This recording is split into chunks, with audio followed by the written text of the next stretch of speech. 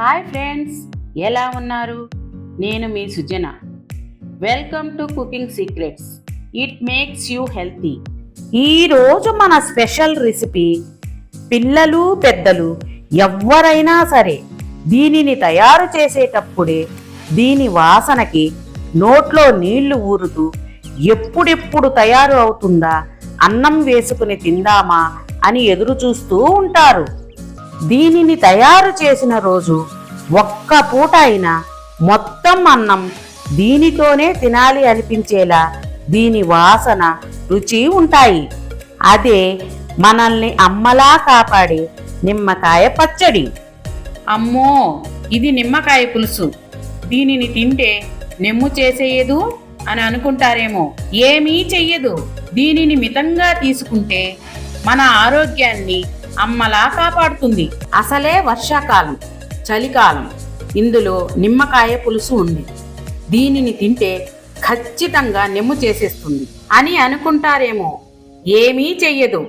వర్షాకాలం, చలికాలంలో వాతావరణంలో క్రిములు ఎక్కువగా ఉండి మన మీద దాడి చేస్తూ ఉంటాయి. మన బాడీలో ఇమ్యూనిటీ తగ్గిపోయి మనము రోగాల బారిన పడుతూ ఉంటాము. నిమ్మకాయలో విటమిన్ సి ఎక్కువగా ఉంటుంది. మనం తిన్న ఆహారంలోని పోషకాలను రక్తంలోకి తీసుకువెళ్ళాలంటే విటమిన్ సి చాలా అవసరం. విటమిన్ సి వారధిలా పనిచేస్తుంది. మనం తిన్న ఆహారంలోని పోషకాలను ప్రతి ఆర్గాన్కి అందేలా చూస్తుంది. ఇందులో ఉండే ఆవాలు, మెంతులు, ఇంగువ మన ప్రేగుల్లో జీర్ణశక్తిని పెంచుతాయి. తద్వారా మన శరీరానికి ఇమ్యూనిటీ పెరుగుతుంది. అందువలన ఈ పచ్చడిని ఏ కాలంలో అయినా తగిన మోతాదులో నిరభ్యంతరంగా తీసుకోవచ్చు. ఈ పచ్చడిని పక్కా కొలతలతో చెబుతున్నాను. నిలువ పచ్చళ్ళు చేసేటప్పుడు మనం వాడే ప్రతి గిన్నె, మన చేతులు క్లీన్గా ఉండాలి. ఆ గిన్నెల్లో నలకలు ఏమీ ఉండకూడదు. మిక్సీ జార్తో సహా శుభ్రంగా కడిగి నీళ్ల చెమ్మ లేకుండా ఆరబెట్టాలి. అప్పుడే పచ్చడి నిలువ ఉంటుంది, లేకపోతే బూజు పట్టిపోతుంది. కావలసిన పదార్థాలు: నిమ్మకాయలు 25. ఈ నిమ్మకాయ పచ్చడికి తోలు పలుచగా ఉండి బాగా పండి కొంచెం పెద్ద నిమ్మకాయలను తీసుకోవాలి. అప్పుడే వాటిల్లో రసం బాగా వచ్చి టేస్ట్ అద్దిరిపోతుంది. నిమ్మకాయలు పసుపుగా కాకుండా పచ్చగా ఉన్న నిమ్మకాయలు తీసుకుంటే పచ్చడి టేస్ట్ అంత బాగుండదు. పచ్చడి కొంచెం చేదు అనిపిస్తుంది. నిమ్మకాయల్ని పిండే ముందు అడుగు దళసరిగా ఉన్న గిన్నెను కానీ చెక్కను కానీ తీసుకొని ఇలా రుద్దితే నిమ్మకాయ మెత్తబడి మనకు చేతులు నొప్పులు లేకుండా పిండుకోవచ్చు. రసం కూడా బాగా వస్తుంది. చాలామంది నిమ్మరసం పిండి గింజలు తీయటం కోసం వడకట్టేస్తూ ఉంటారు. అలా చేస్తే వాటిలో ఉండే ముత్యాలు అన్నీ గింజలతోనే వచ్చేస్తాయి. అప్పుడు ఆ రసం అంత టేస్ట్ ఉండదు. ఓన్లీ గింజల వరకే తీసి పారేసి వాటిలో ఉండే ముత్యాలను వాడుకోండి, రుచి బాగుంటుంది. ఎండు మిరపకాయలు 100 గ్రాములు, ఆవాలు 50 గ్రాములు, పావు కప్పు మెంతులు 15 గ్రాములు, 1 టేబుల్ స్పూన్ ఇంగువ, కొంచెం ఉప్పు 150 గ్రాములు, కప్పు కొలతతో 3/4 కప్పు. నిలువ పచ్చళ్ళు చేసేటప్పుడు కల్లుప్పునే తీసుకోవాలి. వేరుశెనగ నూనె 150 గ్రాములు, కప్పు కొలతతో 3/4 కప్పు. ముందుగా 1 టీ స్పూన్ ఉప్పు వేసి గింజలు లేకుండా పిండుకున్న నిమ్మరసం 600 ml. ఇక్కడ 1 టీ స్పూన్ ఉప్పు వేసి ఎందుకు పిండామంటే ఉప్పు తగలకపోతే నిమ్మరసం చేదు తిరుగుతుంది, టేస్ట్ అంత బాగుండదు.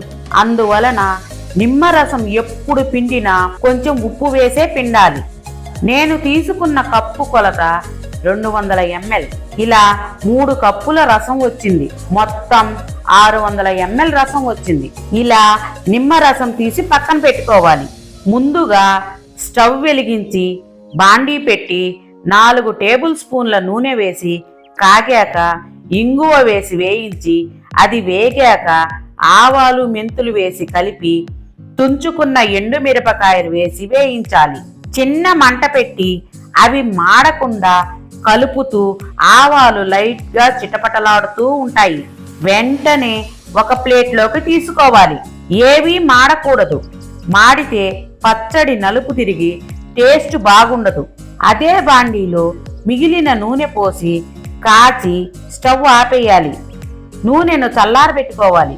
నీట్గా కడిగి పూర్తిగా ఆరిపోయిన మిక్సీ జార్ తీసుకుని ఉప్పు వేసి వేయించిన ఆవాలు, మెంతులు, ఇంగువ, మిరపకాయలు వేసి అప్పుడప్పుడు స్పూన్తో కలుపుతూ మెత్తగా మిక్సీ పట్టాలి. మరీ మెత్తగా సాదులా అవ్వనవసరం లేదు. అవి బాగా మెదిగాక నిమ్మకాయ రసం పోసి బాగా కలిపి మిక్సీ పట్టాలి. తరువాత కాచి చల్లార్చిన నూనె బాండలిలో మిక్సీ పట్టిన నిమ్మరసం పోసి గిన్నెలో మిగిలిన నిమ్మరసాన్ని కూడా పోసి అంతా కలిసేలా బాగా కలపాలి. అంతే, ఎంతో టేస్టీ అయిన తినే కొద్దీ తినాలనిపించే నిమ్మకాయ పచ్చడి రెడీ. సర్వింగ్ బౌల్ తీసుకుని సర్వ్ చేసుకుంటే అద్దిరిపోతుంది. దీనిని తయారు చేసిన రోజు ఆ పూట ఇంట్లో ఏ కూర వండినా సరే ఎవ్వరైనా దానితో అన్నం తినరు. ఈ నిమ్మకాయ పచ్చడి వేసుకునే తింటారు. దీనికి నంజుకోను కూడా అవసరం లేదు.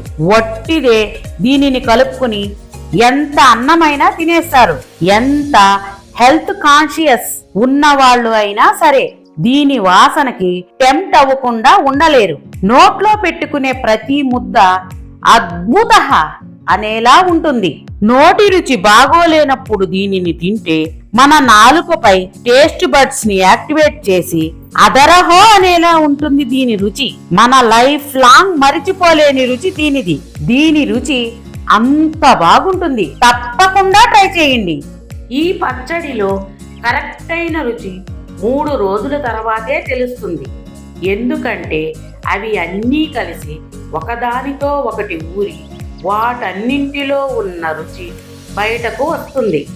ఏదైనా ఎక్కువ తక్కువలు చూసుకోవాలంటే 3 రోజుల తర్వాత అన్నంలో వేసి కలిపి తిని రుచి చూసుకోండి. అప్పుడు మీకు కరెక్ట్ రుచి బయటకు వస్తుంది.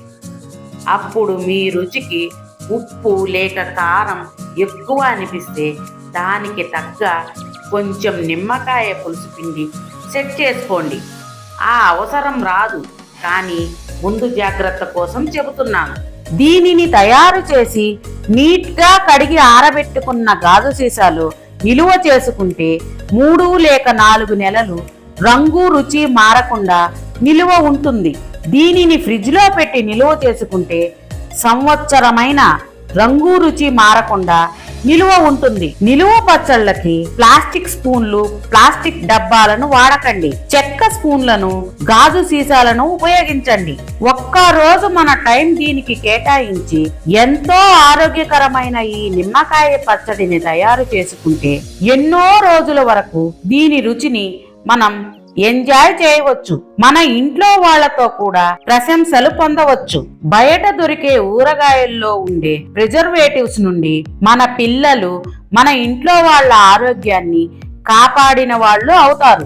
ఈ పచ్చడి ఇడ్లీల్లోకి, దోశల్లోకి, వేడి అన్నంలోకి, చల్లటి అన్నంలోకి, బ్రౌన్ రైస్ లోకి సూపర్గా ఉంటుంది.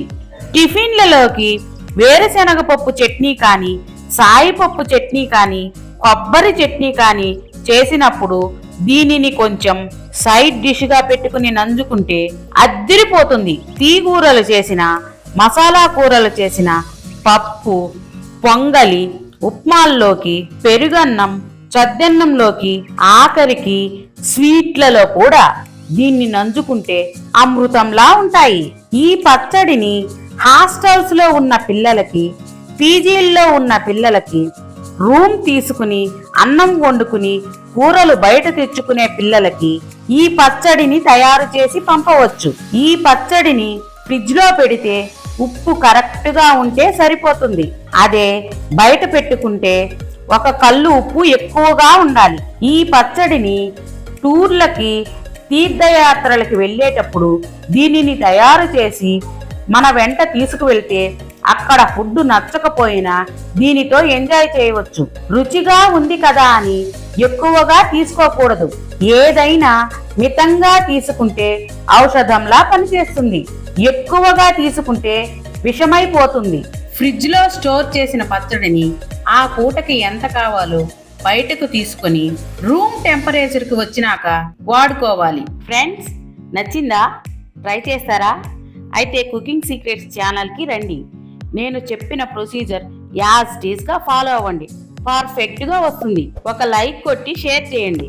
Please subscribe my channel. మీరు ట్రై చేసి ఎలా వచ్చిందో కమెంట్ పెట్టండి. మా వీడియో చూసినందుకు ధన్యవాదాలు.